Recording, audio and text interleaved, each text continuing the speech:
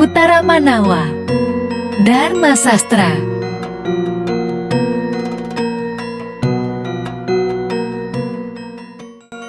Kutara Manawa Dharma Sastra.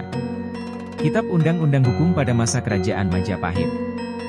Yang bersumber pada Manawa Dharma Sastra, salah satu kitab yang paling berpengaruh di antara kitab-kitab Dharma Sastra. Kitab ini merupakan bagian dari kitab Dharma yang dihimpun secara sistematis oleh Bagawan Berigu, seorang penganut ajaran Manu, dan juga seorang Saptarsi. Kitab ini dianggap paling penting bagi masyarakat Hindu dan dikenal sebagai salah satu bagian dari kitab Shatwedanga. Kutara Manawa Dharma Sastra adalah kitab perundang-undangan yang dipakai pada zaman Kerajaan Majapahit.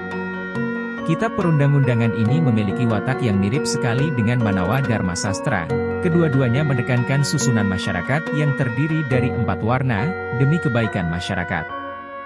Dalam Kidung Sorandaka, diuraikan bahwa Lembu Sora dikenakan tuntutan hukuman mati berdasarkan Kitab Undang-Undang Kutara Manawa, akibat dari tindakannya membunuh Mahisa Anabrang dalam masa pemberontakan Ranggalawe. Terdapat 2 prasasti atau piagam yang dapat dijadikan penguatan perihal sebutan Kutara Manawa ini. Yang pertama adalah Prasasti Bendasari dan Prasasti Trawulan berangkat tahun 1358 Masehi.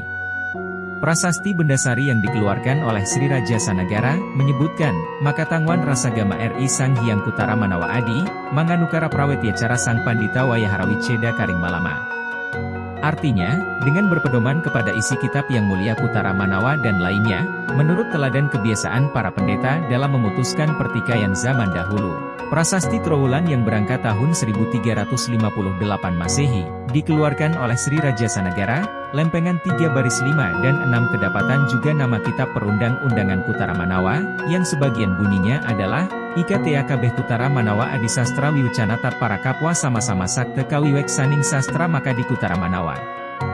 Yang artinya, semua ahli tersebut bertujuan hendak menafsirkan kitab undang-undang Kutara Manawa dan lain-lainnya. Mereka itu cakap menafsirkan makna kitab-kitab undang-undang seperti Kutara Manawa. Kutara Manawa sendiri terdiri dari 275 pasal, namun diantaranya terdapat pasal-pasal yang sama atau mirip. Dalam terjemahannya hanya disajikan 272 pasal saja, karena salah satu pasal rusak dan yang 2 lainnya merupakan ulangan pasal sejenis. Kitab perundang-undangan ini yang terutama adalah Kitab Undang-Undang Hukum Pidana atau disebut Jenayah, namun di samping itu terdapat juga Undang-Undang Hukum Perdata, yang meliputi bab-bab tentang jual-beli, pembagian warisan, perkawinan dan perceraian. Kutara Manawa dalam penemuannya beraduk tidak karuan. Dan dalam usaha penyusunannya kembali didapatkan struktur atau pembagian seperti berikut ini. Bab 1 Ketentuan Umum mengenai denda. Bab 2 8 macam pembunuhan yang disebut dengan asta dusta. Bab 3 Perlakuan terhadap hamba disebut kawula. Bab 4 8 macam pencurian disebut asta cora. Bab 5 Paksaan atau sahasa. Bab 6 Jual beli atau adola tupu. Bab 7 Gadai atau sanda. Bab 8, Utang piutang atau ahutang api hutang. Bab 9, Titipan. Bab 10, Mahar atau tukon. Bab 11, Perkawinan atau kawarangan. Bab 12, Mesum atau paradara. Bab 13, Warisan atau drewe kaliliran. Bab 14, Caci maki atau wakparusya. Bab 15, Menyakiti atau danda parusya. Bab 16, Kelalaian atau kagelehan. Bab 17, Perkelahian atau atukaran. Bab 18, Tanah atau bumi.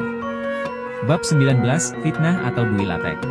Hal ini semakin memperjelas kepada kita bahwa kitab perundang-undangan zaman Majapahit adalah Kutara Manawa, dan seharusnya masihlah ada sampai saat ini.